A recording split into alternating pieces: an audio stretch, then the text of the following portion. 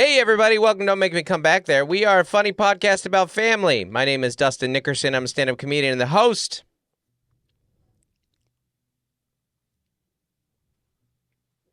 Take your time, babe. Of the aforementioned podcast, and we don't have a lot to talk about, so I'm just trying to fill the airwaves here. Thanks for tuning in, everybody. Alongside me is my lovely wife and co-host, Melissa Nickerson. Hey there. Our lovely producer, Andy Laura. Bum bum bum bum bum bum. Everyone's trying to pump me up because my self-esteem's pretty low right now. I got home 36 hours ago. Melissa has yelled at me roughly 11 times in that period. I'm not saying that I didn't deserve said yelling. I'm just stating the facts. We yelled in front of the bunny. And Andy told me to put on a different shirt because I looked like a fat tub of lard, were his words, which seemed harsh for a man on payroll. I thought sitting in chairs on camera is not for the faint of heart. Not all heroes wear capes. Or for the boob of man. If we could just wear like a drape. Yes. It's just shoulders and it just drapes to our knees. Ponchos. Shared Moving Snuggy. forward. Yeah. The shared Snuggy. I would like... Yeah. Yeah.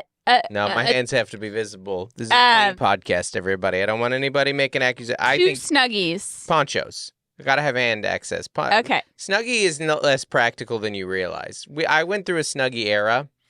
We had a Snuggie party. We had a Snuggie party. We had an era where we bought into it, and it's not that great, actually.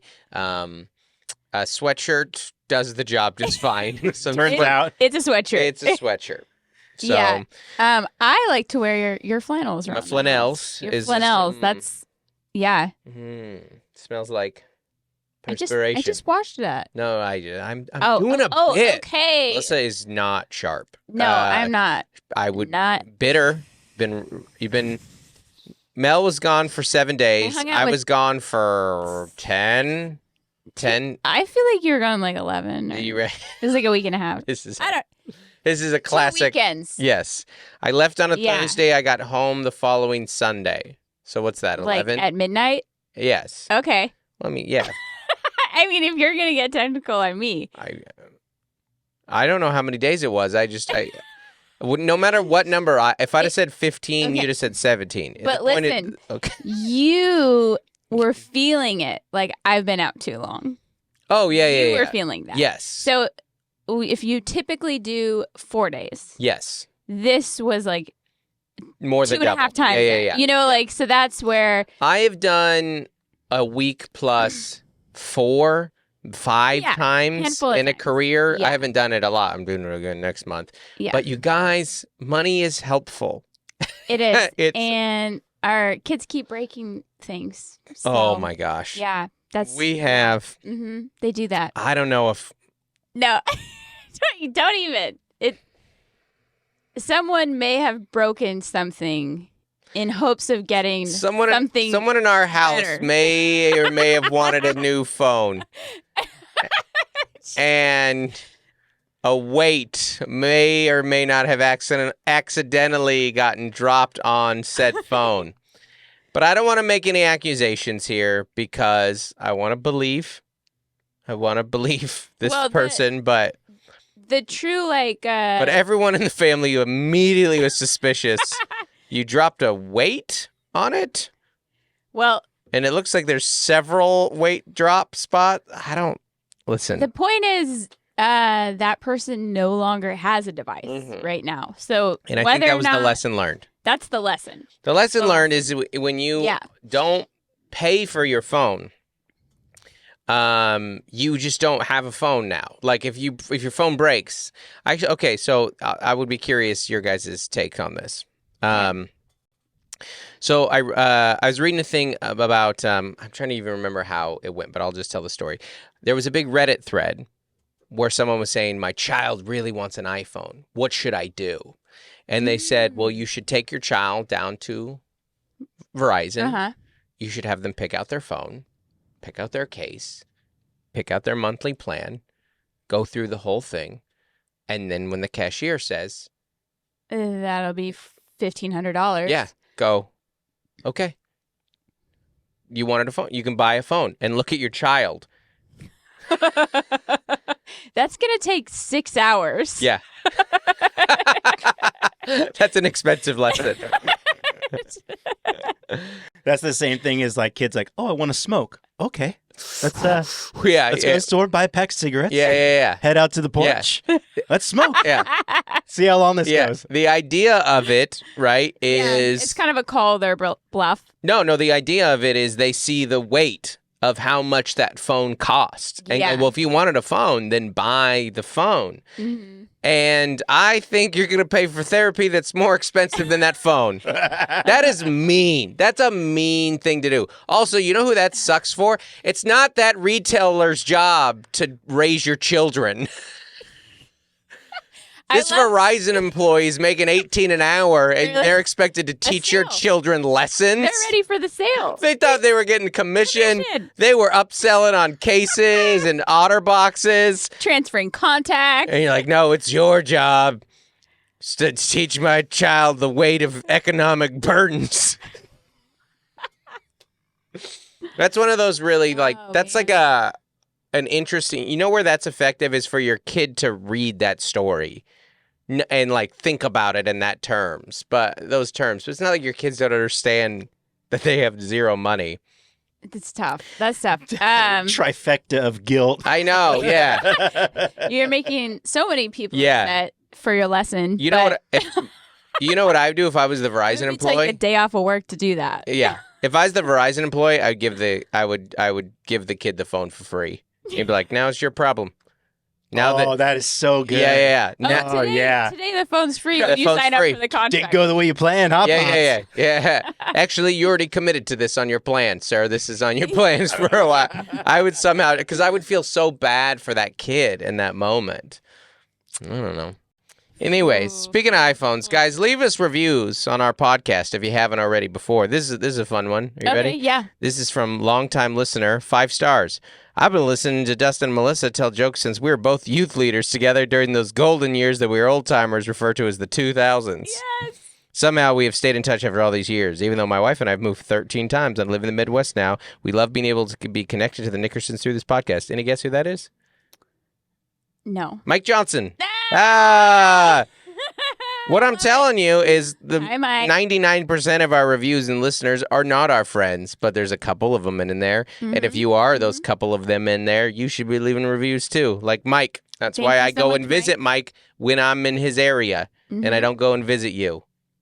But I visit Mike in Kansas City. We have barbecue together because he's a good friend, and good friends leave reviews on the podcast. There you go. Speaking of good friends, guys, we've got lots of tour dates coming up. Not a lot in the immediate. We got a couple next week, and I'm going to be at 45th Parallel Distillery in New Richmond, Wisconsin. Okay. Surprised by that date? Me too.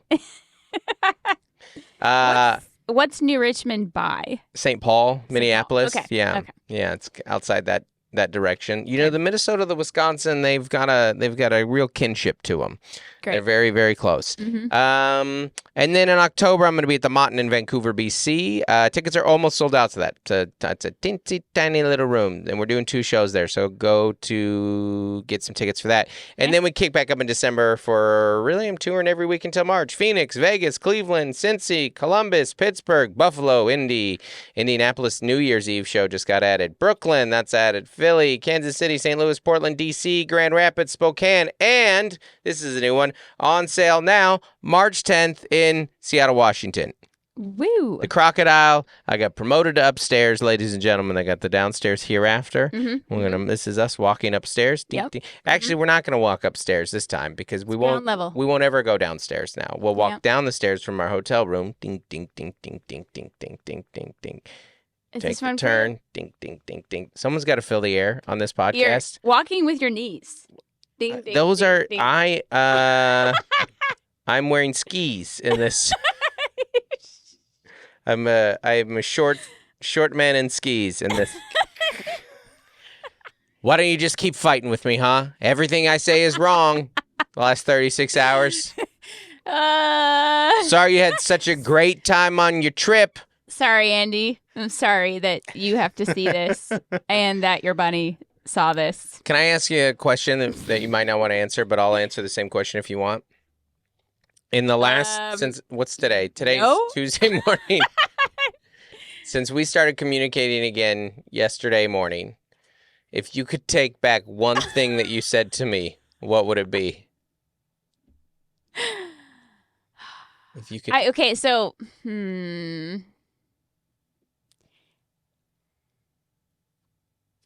I would probably take back this morning because that was fairly petty.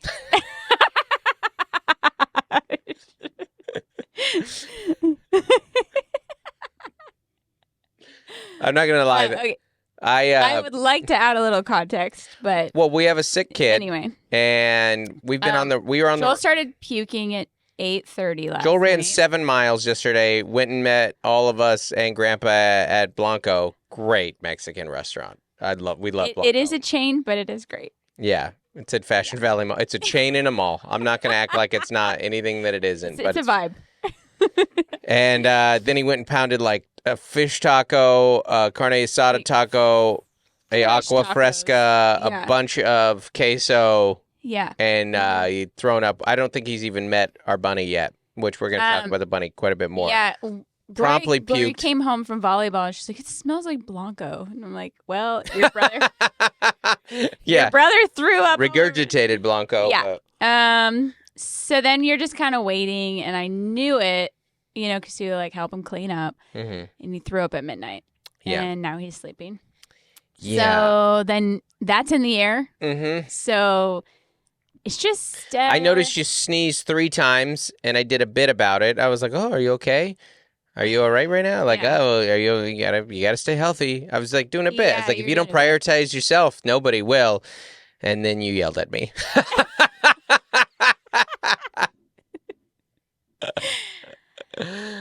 Well, yeah. It's just.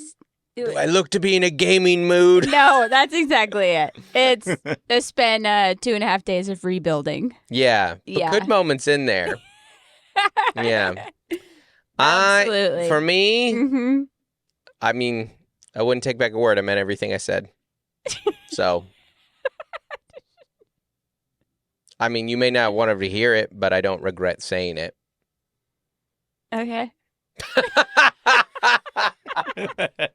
Good exercise. No. Maybe it's when I told you, I'll talk to you when you stop spiraling.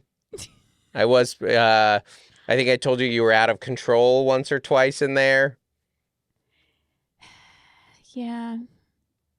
So the good news is I don't remember the details as much. It's more I just remember the You blacked feeling. out? You just remember the feeling? That's good. Yeah. Yeah. I remember both. You got to forgive and forget, Dustin. Oh, yeah? Yeah. Just look at me. Clean slate. No, I actually do think that part of the reason the fights don't last as long as they used to is we both do refrain from saying, like, throwing the knockout punch. Like, the low blow. Like, you're always like this, or, like... That's young fighting. That is young fighting. Mm-hmm. Yeah, they're, like, calm fighting. The ultimatums. Yeah, I mean, I've said this so many times, and I said it a bunch on this trip. My very favorite thing about you is that you are authentic and you're the real deal and there's no phoniness about you, and you are always like exactly how you feel. Oh, you have no problem living in the moment. But sometimes that moment is overwhelming. Yeah. And so you will like, and I just, it's like, I kept saying you're dumping on me. Well, and I did that on Sunday night when you were at the airport. Right. Because we had already decided that you were going to get rest Monday morning and I was going to go hike. Right. Solo. And so I dumped because I would have dumped on the hike. But since you weren't going on the hike, I dumped Sunday night so that I could sleep and go on the hike. Yeah. And then see you. But then you redumped. You took that was a different dump. You took 2 dumps. That was a new dump. Hey, got to get it in when you can. As an adult, if you got to dump, you got to take a dump. You can't wait. Especially when you're traveling. Especially when you're traveling. Oh my gosh, with the traveling toots in full effect. Traveling toots might have been they were pre-Andy. They were BA on this B-Andy. I think it might have been. Oh, you're right. It was BA, yeah. Traveling toots are just a phrase that we have for what it's like on the road and constantly being gassy all the time. And you have a jingle. It's not enough. It's not a. It's yeah. It's not anything. You can experience that tomorrow. It's really fun. It's a lot of fun. When you go to Alabama. I'm in and out of different time zones, eating food I don't normally eat. Getting up at hours I don't normally eat. I got the traveling toots. That's great. The lyrics change each time. I can never remember them. You know, it's just a little. Well, you're jingle. you're a comedian, improv. Yeah, exactly. Yeah. Eating fish from a different coast. Did that have milk or did it not? I need to sleep, but I can't sleep. I got the traveling toots. You know, it's That's great. It's trademark and license. The traveling toots, and that is that very. Would be your first song on Spotify. The traveling toots. Yeah, we got to get that on a playlist. Yeah, it's It's special. The traveling toots might be the new outro to this song. I don't know, but one of these days I'll put a pen to paper and it's Okay, you have like a little saliva right here. great. Let's fight about that. Your performance was so good. You're spiraling. You're always You are so spiraling. You're spiraling right now. Oh, okay. Well, Okay. I want to talk about our trip to New York, and and I understand the indulging, but before that, I want to tell you another bad plane story. great. So I edit videos a lot on planes, and perhaps that's like I'm asking for something there for someone to be like, I get that. But also like that's a great time to edit videos. Yes. And all my videos just happen to be of me. So I saw like I was like working on one, I was clipping it up and stuff and and from the special and On your laptop. Yeah, and it was me and there was one other guy and there's a middle seat. And I did have I had a chatty aisle guy or a window guy. Like we were in exit rows. Not bragging. And like they asked, like, you got to do the verbal, and they're like, yes, yes, yes. And he goes, always. And you're like, all right. This guy's got like a bit Okay. locked and loaded. And they're like, sir, is that a yes or? Yeah. She said, yes or no, please. And I'm like working on it for like 10 minutes, headphones in, and he elbowed me and he's like, dude, is that you? And I was like, oh, no. And I was like, yeah, no. But now it isn't obviously me because I'm I'm traveling. I'm usually hood up, no glasses, hat on. But I mean, there's context clues.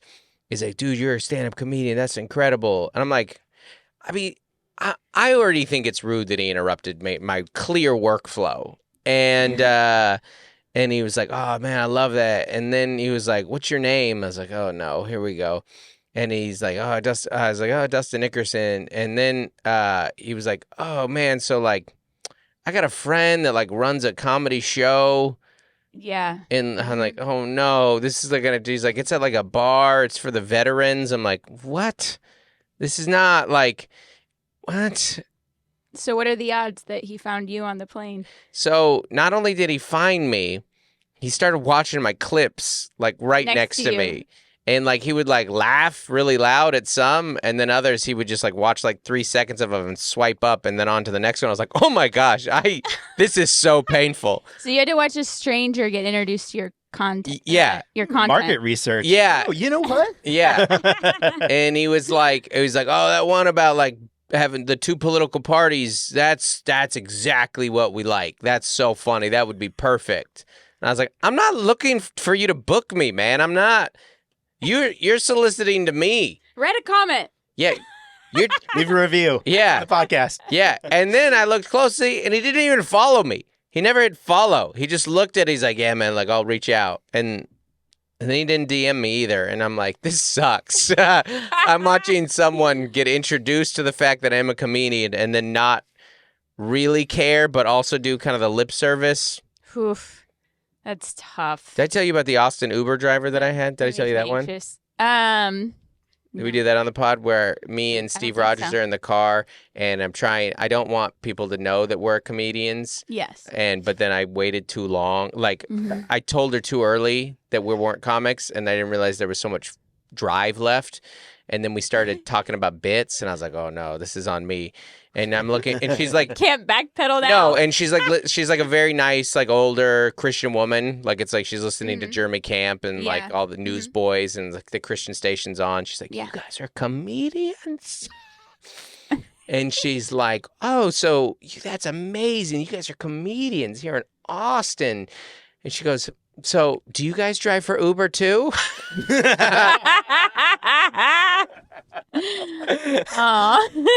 And I go, not anymore. Because no, I never did. I functionally did. I get it. Yeah. But if you're a comedian in Austin, I mean, that's pretty much a given that you. Yeah. That's all. We actually at one point we were like, you can just like fly to your gig and do the gig and then drive for Uber. Yes. That was like a plan. That was a plan, but then they won't let you do it. You can't drive out of state. You can't drive from you also wouldn't have a vehicle, just like a... Right. You'd have to rent. Well, at the time when you could kind of get away with renting them, that was a thing for a while. I don't know if it still is. Yeah. Anyway, it was a plan at one point. We thought we've cracked the code. How to be a comic and an Uber driver. Yeah, I know. You know, Phoenix has the highest rate that I've seen of like the driverless cars, and at once was like a nightmare to me, and it now is a fantasy. I mean, were you in one? No, but you see them all over. Oh, like you see them all over downtown Phoenix. The driverless cars. I don't know what brand they are, but like they're like lifts. They're like cabs. Yeah. Oh, okay. So they're just point A to point B. You hire. Yeah. It's okay. So and it's like Lyft, but no Lyft, driver. But there's no driver. So perfect Lyft. Yeah. Subtract the driver. Yeah. No, I think when they first introduced the idea of driverless cars, it was terrifying, and now it's like a grown up who hates talking to other strangers. It's a pure fantasy. I couldn't have written it better. Yeah. So, yeah. No, I used to be an airplane talker. Well, is that because we like a college kid? Well, in our younger Christian days, you had to convert your neighbor on a plane. Prime real estate. You got it for 5 hours. White. You got to you open up that Bible. Hours. I mean, this plane could go down. Good time to reflect. Yeah. I think more people used to be plane talkers because there used to be less entertainment on planes. You used to have one movie you were forced to watch. And you were waiting for it to turn on after they did the safety briefing. What's it going to be? What's it going to be? What's it going to be? Because when I was like 18. Free Willy. Dang it. I've already seen it. 19, like flying from Seattle to California for college. I would talk a lot on the plane.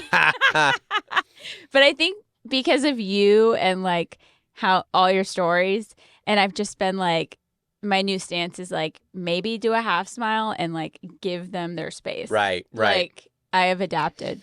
To me, it depends on the airlines. Delta, American, I'm a pro. I'm a professional travel. Southwest, I'm a chatty Cathy. I get in the mood. Yeah.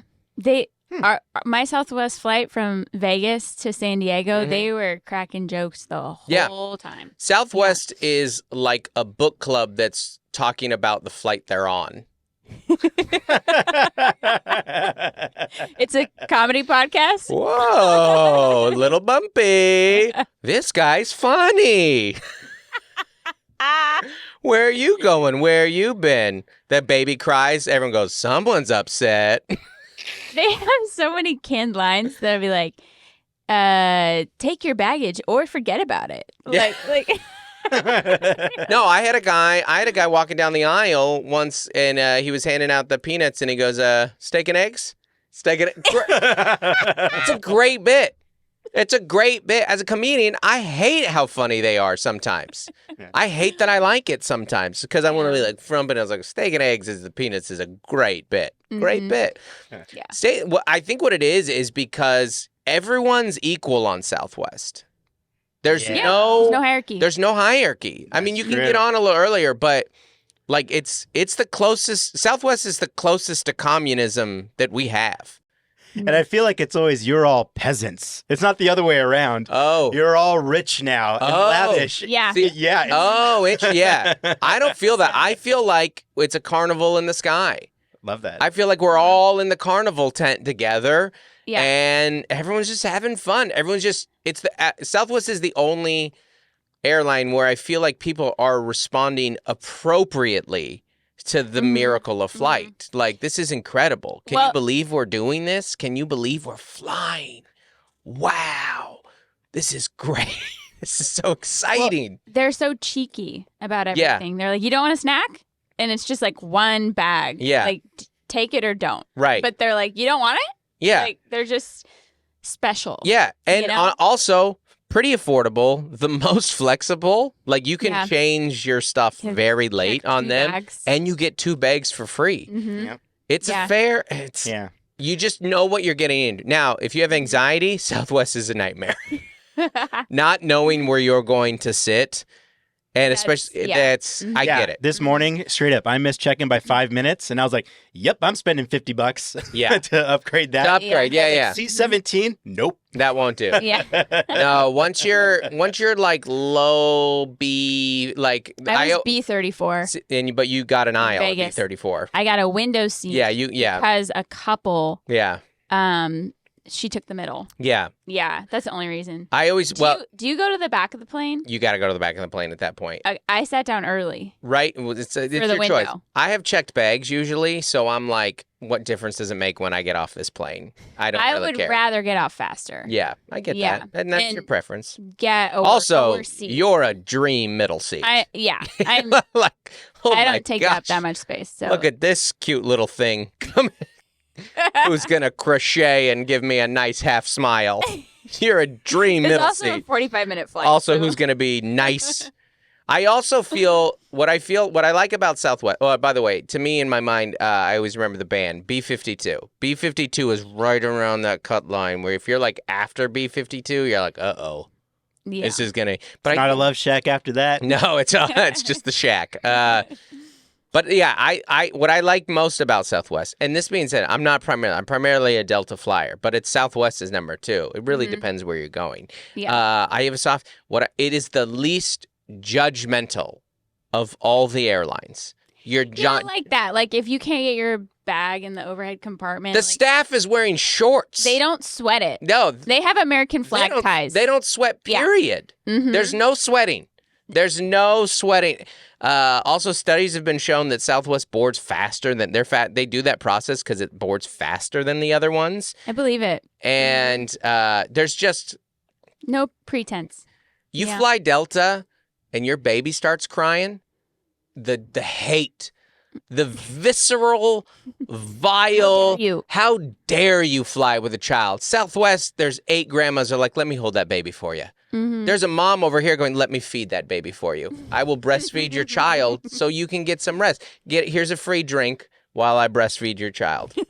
This sounds like the lower level. Yeah, it sounds like the lower level of the Titanic. Like you come down there and it's nothing but bar songs and dancing, some swinging and dancing. It's a great time. Mm-hmm. Oh, I was gonna say you could just get a privacy screen on your laptop. I know. People have recommended that. People we were traveling with, they had privacy screens on their laptops and their phones. Right. You can't look. You can't see what they're doing. I don't think Southwest will let you have a privacy screen. Southwest. Let us see what you're doing. What you watching over there? What you watching? Let me watch it too. Yeah. Southwest is like, I'll edit your video for you. I learned how to do it. Yeah. Let me. Southwest is truly like the Olive Garden. They're like, we're all family here. They need a breadstick. They need to hire Vin Diesel. The Southwest is family. That was my favorite part. Universal. He's like, "Hey, fam." Hey, fam.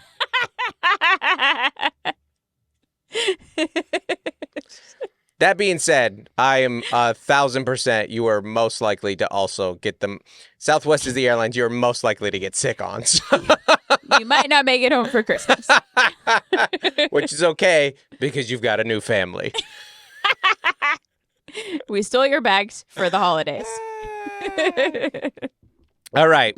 Well, let's talk about us not being bougie or being bougie. Southwest is us not being bougie. Right. Life is about balance, ladies and gentlemen, and I have a Thanos amount of balance in my life. I don't know if you get that right when he holds up the knife thing. Yeah. What about that? Yeah, with his daughter, who he would then later kill. But yeah, Strange. Do I have a duality? Do I have a life of private cars and Radio City Hall and Four Seasons?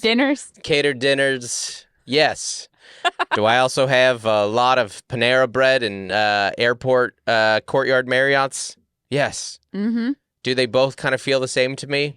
If I'm honest, yes. But we had a solid week of just all bougie all the time, and that is because I am friends with megastar Taylor Tomlinson. Which, guys, get a friend like Taylor if you can. Holy smokes! She sold out 2 Radio Cities. It's unbelievable. Yeah. Mm-hmm. It's her second time headlining in New York City. The first time was a sold-out Beacon and a couple of town halls. Yeah. Her second time, it's like unprecedented. It's crazy. Mm-hmm. She's 29. She's 29 years old. Yeah, sold out 2 Radio Cities. Unbelievable. It's crazy. And it's like 6,000. Hold 6,000 people. And I opened for her. And it's great. And it's, by the way, it's not all Four Seasons and stuff out there. I don't want to paint a picture of Taylor that's like, she's like this deep. She's actually so normal. It's crazy. Flies coach. It's, yeah. Mm-hmm. Modest life. And, but we got to do 2 shows at Radio City, and it was dreamy. It was dreamy. Mm-hmm. So you guys came in from Philadelphia.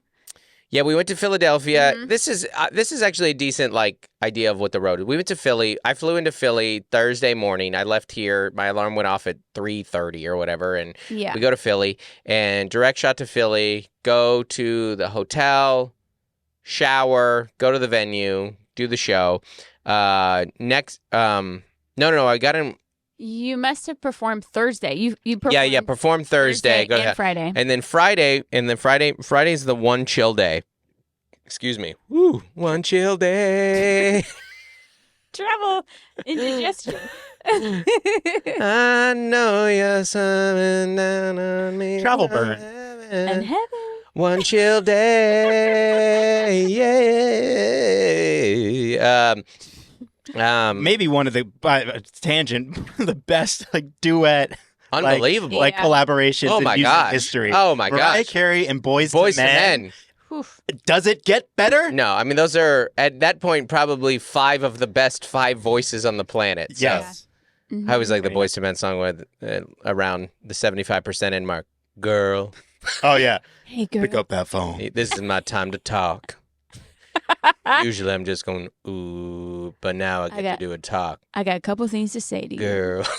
It's just like the vocal bass solo. Yeah, and it always worked. Mm-hmm. Anyways, we get in, we go to Reading Terminal, my favorite thing in America. I love Reading Terminal so much. Mm-hmm. And then we do the show. Shows are great. And then we wake up Saturday morning. The plan is to get on a train around 1, go into New York, smooth it. Train delays. I wake up to, it's our tour manager. Hey, get up, be ready in 30 minutes downstairs. There's train delays. You got to go. We got to take an earlier one. Okay. So we go, we get in, and the hotel's not ready. I mean, this is the thing. When you go to see your favorite entertainer, artist, musician, whatever it may be, keep in mind, they had to get there usually that day or the day before, or they have to go somewhere the next day. You caught this when we saw Head in the Heart, and we were had this fantasy of getting to hang out with them backstage. Yeah. And you're there's their suitcases. Yeah, they're suitcases disheveled. in their green room. The bus rolled out. We're all 1 a.m. We're all showered. We came from the hotel, bougie, got a wine or two in us, having fun, eating their tacos, and they're like, the bus rolls out at 1. You're like, what? When you went to Radio City and you saw Taylor, and I was there too, like. It's not like they'd had a spa day. No. You know? Usually it's the opposite. Yeah. It's been a pretty hard day, which I hope makes you appreciate them even more. The performer life is like so many highs and lows. It really is so many highs and lows. That's a good way of putting it, because traveling is very tiring, and it's not as hard as like a lot of jobs. Don't get me wrong. I'm not mining. I'm not I'm not looking for anyone to feel sorry for us. But I do think it's worth keeping in mind that when you see that person up there, a lot of time they travel that day and or they're leaving the next day. It's just a different lifestyle, which makes you, I think, kind of appreciate it more as an audience member. And also when you look back, it's so great that Taylor was sold enough to get to do his second one, because then you get to do it and you get to know what it feels like the next time up there too.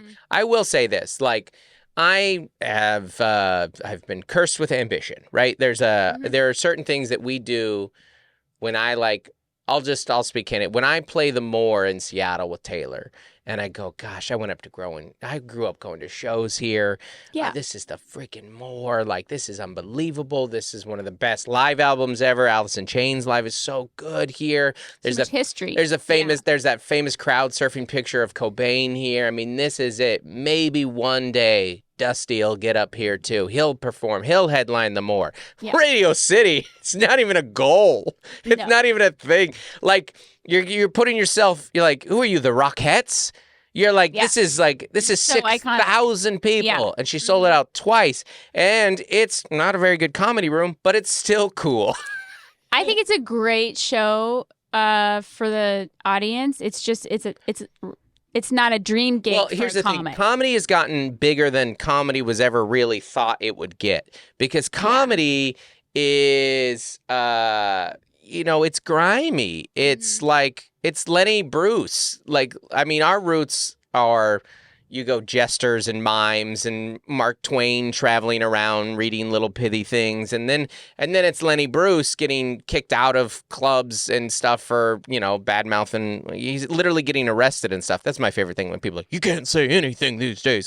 Lenny Bruce literally went to jail. So maybe cool it that Twitter got mad at you for a day. Yeah. But it's always been subculture underground. Yeah. And now it's having this big, massive moment. You wouldn't know it from my ticket sales, but some people, I'm like, the clubs still fit me perfectly. Right. Sometimes too big still. So when you get up there, you're like, it just feels so big. That being said, I mean, Taylor just like rises to the moment. Like, so big, so good, so like... You did too. It was a great show. I bought a jacket. You did? I bought 2 jackets, and it was a lot of fun. It is one of those things that you're like, this is, when you're there, your family. No, I can't stop doing bits. When you're there, you do feel like, okay, this is a part of entertainment history, because I think if you were to ask the general public to name like 5 venues, I do think Radio City's one that a lot of them could. Yeah. Or at least that they've heard of. Yeah. Like, I think it's, a few of them are in New York. Like, I think it's Carnegie Hall, Radio City, MSG. Red Rocks. Yeah. I was going to say the Ryman. The Ryman, especially if you like country music. Yeah. And then they kind of... Hollywood Bowl. Hollywood Bowl's there, yeah. Well, I said the Greek, actually, because of the movie. Yeah. But even that, like, there's not a lot. And even, like, MSG doesn't really count. Because when you get into arenas, now you're knowing it with the sports team. Right. Now you're like, Wrigley Field. You're like, well, that's... But it's just as far as entertainment venues. I mean, it might be the most famous one in the country. Yeah, it's up there for sure. Yeah, top 3. I mean, easily. I guess depending on what you like, you might have a different opinion. But because because I mean, Radio City was featured in Annie. Radio City is the Rockettes. Like Radio City is like I'm trying to like the Hollywood Bowl is great, but I don't know if it's as well known. No, I don't think so. No, because New York, in the like the longest standing like entertainment city, Broadway, all of that kind of entertainment, and plus like countless award shows. So people watch television through the 80s and 90s. It's it's that Radio City music. Exactly. I think it's up there with like the Sydney Opera House, where people are just like, oh that I know. Yeah, I think you're right. So it was cool. The first night I was like. The second night was better because the first night I was like almost like it felt like when you do a TV spot that you're like thinking about it all the time. I'm like, oh, holy crap. I'm on Radio City. I'm on live TV right now. I'm at Radio City right now. And then the second night was I was more relaxed. I was like, holy crap, this is Radio City. Like that's why you are thankful. The Taylor sold out too. Thanks, Tay. Can't wait for you to sell out 10 MSGs or whatever because that star is shining pretty bright right now. Now, other New York things that other people that we did. Let me say this. Mom and Dad figured out the subway. We did it. Hey. Our 4th trip to New York. 4th-ish. You went. We did the anniversary one when I was there. We're there with Chris. We went with the family once, and then the last time I was there with Tay. Yeah. Okay. So this is my 4th trip to New York. First time braving the subway together. And let me tell you, Google Maps does make it fairly easy. It's still nerve-wracking because the biggest fear is not that like you're going to get murdered or anything. The biggest fear is that wrong train. Or what I realize is that you're going to get on the right train going the wrong direction. Oh, yeah. Yeah. Because the signs will be like, Brooklyn Street this way, Brooklyn Street that way. You're like, but which one? Because if this goes the wrong way. So what I would, if you are looking to navigate the subway, tips, have a dumb buddy with you. Yes. These two idiots. Yeah, because you can ask, I think this, what do you think? Yeah. No judgment. This is before Melissa was fighting with me. She was loosey-goosey. And start easy. Carefree. Yep. Take a direct, a no transfer with plenty of wiggle. Wiggle, which we did because we were going from where we were staying in Midtown down to Soho. Yeah. So we were going to just make that trip easy. And then we were just like, I think this is right. And we did it and we had some buffer. And then we rode from there to Chelsea, which we had a buddy to ride with, Jonathan Merritt. And then the next day we rode it from Midtown to Brooklyn and back. And then we did have a little transfer that time. Yeah. And we was just have a dumb buddy if you can. It's a lot of stairs. So it is. Keep that in mind. And it truly is. We did have a lot of humidity. Not the worst. Yeah. It's pretty hot. And when you walk down there, it's like 90 degrees. Yeah. Like it's very hot. It's very hot. It's cooler on the train than it is the station. The station is pretty gross. And we had some rain. We had some weather. It is the best way to get around the city, though. Like if it's too far to walk, which, I mean, we were averaging 7 miles a day, like walking there in Vegas, like. But it is the best way to get around, and so I wouldn't do it with my kids. I would do it with my older son. I probably wouldn't do it with my daughters, not because like women shouldn't ride, because that's a choice that everyone can make. I'm not trying to make, but my daughters would be nervous about it.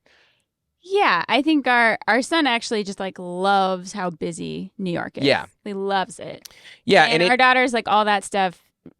Is not their favorite. Well, we walked when we were doing it. Everybody, middle of the day, everybody's on the subway. It's not too sketchy, but it was like you do it and you're like, oh, because what's so annoying about God, I really am not. I like New York fine, but it is like it's one of those places that you're like 3 or 4 days, I'm good. Because it's very taxing. What takes me out more than anything is having to be in a car in New York. I get it why you don't drive there because you just go like it's not even just about how long it takes, it's about how miserable of an experience it is. Well, you're not moving. You're not moving. The roads, there's so much construction, the roads are closed. Yeah. Like, pedestrians will walk no matter what. Yeah.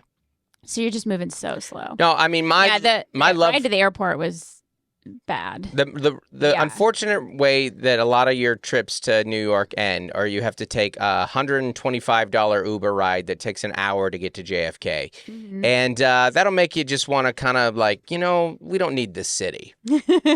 This one can go. That's what, when we had lunch with Zoltan and Emma, and I'm shocked that you can travel for a living like Zoltan does, and then deal with that airport ride to his apartment. And so many of them do. There's so many comics based in New York. And that, I was like, whoo, that. Yeah. Because you fly into San Diego and it's like palm trees and cool breeze, but now that. It's a dream to come home to. Now that it's starting to rain and soon it's going to start snowing there. Yeah. Like, plus all of the hassle of the airport. Yeah. I was like, whoo, that'll make you change your mind. It will. About living in the city. It is fun. I get it. Fun. And Subway just kind of, I'm so glad we figured it out because we know going forward, like, this is the move. Yeah, and it makes you want to consider going into LaGuardia because LaGuardia has more trains that run to it. Well, that's the other thing is we went out to New Jersey for your MLB segment. Mm-hmm. MLB TV and on TV. That was also a terrible Uber. That's a pretty terrible ride out to Jersey. So so that people that live in Jersey and commute, or you're just like, that makes it even more impressive how many people came to Radio City. Right. Because it is just hard to commute in that space. Brutal. Yeah. Absolutely brutal. So, but a lot of the stuff that we did, we walked to. We went and saw a musical. We saw Plucked. No, Shucked. Shucked. I've messed it up every time. One's a corn and one's a bird. Yeah. Shucked. Corn-based. Corn-themed. It's a corn musical. It's a corn musical. Mm-hmm. They lean into it. It's very corny. There's a lot of dad jokes. It's very, very cheeky. Very, very much knowing what it was. Hadn't seen a musical in a while. This is what my review of any musical was. I had a great time. Not as much fun as Lauren Boebert had at Beetlejuice, but I had a great time. Do you know that reference? No. I do. Google that later, Mel. Actually, don't Google that. Okay, just tell me later. Have safe search on. If you do, Bark's going to give you an alert. And was there any actual Korn melodies, like covers of Korn? Oh no, the band Korn was not referenced that I meant. Unfortunately, not. It's so bad. Musicals are great, and it does take a second to remember. Oh, it's a musical. Like I would just say that the second half was like 4 times better. Yes, and the first half was good. They got to set everything up, and we talked about that with like even comedy shows. Like the first 15, 20 minutes is like setup. Yeah, very much so. Okay, all right. For my part. Well, we had a long discussion about openers in comedy. So there is like they're like, no, give it a little time. We got to figure out who everyone is. Yeah, there you got to settle in. But all the ballads, were everyone had a ballad in the second half. Yes, and those were amazing. It's a really good show. I get why it's being so successful, even though I can never remember the name of it. What I think it's more interesting, like. I don't know how to review musicals. Like, I laughed. It's not I got genre. interested. It was emotional. I liked it. Musicals are like my 4th or 5th favorite type of live entertainment. Yeah. I go live music, like just band or singer-songwriter. That's number 1. Yeah. Number 2 is stand-up. Mm-hmm. Like we're going to talk about next week. We went to a stand-up show, and I was like, this is the best. I love. Yes. Number 3, I like magic. I'm not going to lie. I like magic. Yeah, what's not like to like? Some people are down on, I like magic. But I do like musicals too, but I would say probably musicals number 4 for you. Yeah, what's yours? I think the hard part is, to me, not every musical is equal. Well, and they're not the same, because there's like funny ones and sad ones and like intense ones, and So a year ago we saw Music Man. Yeah. Like with Hugh Jackman. Which you can't. That's not and Sutton Foster. Like wow. Like that's not a category. Well, and before that we saw Book of Mormon. We saw Book of Mormon. Yeah. Which was amazing. Orlando. And then when we were in London, we saw Moulin Rouge. Moulin Rouge. So those are 3 categories. We've also seen Wizard of Oz, and we've seen like this is like this is like I can't believe how much culture you've added to my life. Goodness gracious. I don't think in the history of Nickersons have 6 musicals been seen. I don't know if 1 has been seen before. It's certainly not intentionally. If it was on TV. If it was on TV and it wasn't your genre. If it was, words were said about those actors that are not sociably okay to say anymore. And that doesn't mean that they didn't secretly love it, but I will admit to loving. I think I've seen 6 musicals. I will go out on a limb and say that the totality of Nickerson men, 6 musicals have been seen in the history of Nickerson males. They were you. They were all me. Yeah. They were all me. Yeah. But I mean, Melissa, I had never had Thai food before I met you. Yeah. I'd never had sushi before I met you. I mean, I was like, you really added. As for a basic white woman like you are, you really added a lot of culture to my life. My favorite was when you saw the Nutcracker with me, and you had no idea what was happening. Nutcracker's very confusing. Yes. It's still if you've never seen it. Right. But, I mean, I just mean like the storyline. Yeah. A lot of people are familiar with. I had played some of the songs in orchestra. Yeah. Ding, ding, ding, ding, ding, ding, ding, ding, ding. Ding, ding, ding, ding, no, ding, ding. Ding, ding, ding, ding, ding. No. It's great. You were like, during the intermission or after the play, you were like, what just happened? Yeah, I was like, what were the rats? Is this about Christmas? It's really hard to know. It is. Anyway. I really liked it, and I laughed a lot, and I was very invested into it. So I would give it a very high review. This isn't official bingo dingo stuff here, but but I will say that because I haven't seen enough. I've seen more musicals than I have magic shows. So musicals are probably 3, like a play, but it's a big genre. Yeah. But you just kind of have to settle in, like, oh, that's right, we're singing and there's dancing. But man, the second half of Shucked is really, really good. Yeah. Melissa at one point leaned in because they were doing like a big one, and Melissa goes like, "This is some newsy stuff over here," which is the highest praise from this girl. When they got on the barrels. Whoa. They got on the barrels. Well, it's similar to the library song in Music Man. Right. When they start like cartwheeling over the card catalog at the library, you're like, oh my gosh. Yes. Like it was like that jaw-dropping. I find myself looking less at the stars in those and more supporting. Like there was a guy there who reminded me, there was a background guy who reminded me so much of a friend, still a friend, I just don't see him. He moved away, named Ryan. We called him Big Country. They're here down in San Diego. And he looks so much like him. And I was like, he's like a big dude, and he's clearly from the Midwest. And you're like, this is what it would be like if my friend Ryan sang and like had a dream to be in musicals. Mm-hmm. And here he is on the stage. Yeah. And a lot of his job, because he does have a couple lines, all of them hit, and he does sing really well. Because, I mean, he's in Broadway. Of course he can friggin' sing. But a lot of his job is like moving the props, which is a fairly big job in a lot of those shows. Like, there's a lot of they make it look really chill. And I'm like, you're moving the star right now, and they're going to take this step down. Yeah. And if that's not there, then you're not a part of this play anymore. Well, and I don't remember what it's called. They're not the main, but they're the supporting, or they're the understudy. They're in the cast. Yeah, obviously. the ensemble. The ensemble. They're all understudies for 2 or 3 roles. Yes. Yeah. And that was part of why I think it took a bit to get going. Was one of the leads was an understudy. Yeah, that happened. So the connection wasn't quite there right away, but over time. That happened too when we saw Hair here in San Diego. That you're like what's it called? The narrator. He had all the opening lines. He was the understudy. Yeah. Yeah. And so you're like, just doesn't feel exactly right. And you're like, well, it's not. They're they're filling in. How remarkable is an understudy though?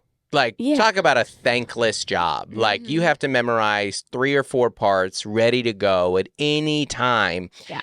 and people are disappointed when you're up there. Thankless job. That's what being a parent is. Yeah. I can do all these things at any given time. I'm prepared to handle this. I can be the nurse if I have to be the nurse. I can be this. And either way, you're going to be disappointed. But yeah.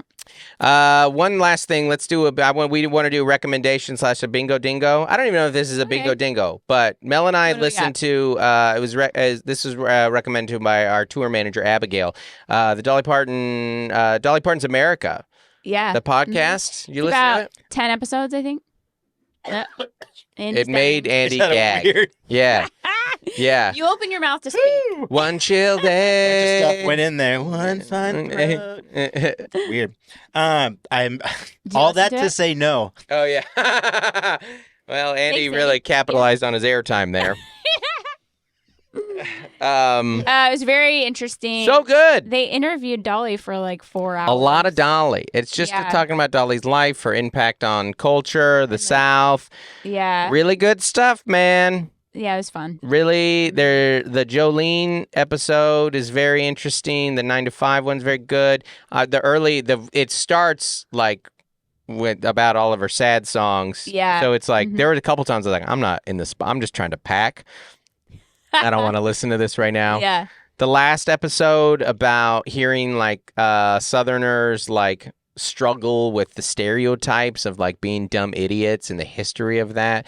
Like there was one thing in there where they talked about like the term redneck actually. Like one historian was saying that the term redneck actually comes from like a bunch of coal miners who like had like an armed revolt against their employers to fight for their like rights, and they were wearing these red scarves around their necks, and you're like, oh, so it's not a dumb hillbilly in the field thing, it's people fighting for workers' rights. Okay, well maybe I'm stupid and an idiot, and I'm just but it's like the whole last episode are talking about like a lot of these stereotypes of dumb rednecks were actually like formed by like New York writers and stuff who were like trying to kind of create this false narrative of this like purebred, or not purebred, but like these like just like native white people who weren't affected by the war and live in these mountains. It was like fantasy essentially. It was wild stuff. Anyways, I'd recommend it. I give it a 5 out of 5 bingo dingoes. I would too. It's very interesting. Yeah. 5 out of 5.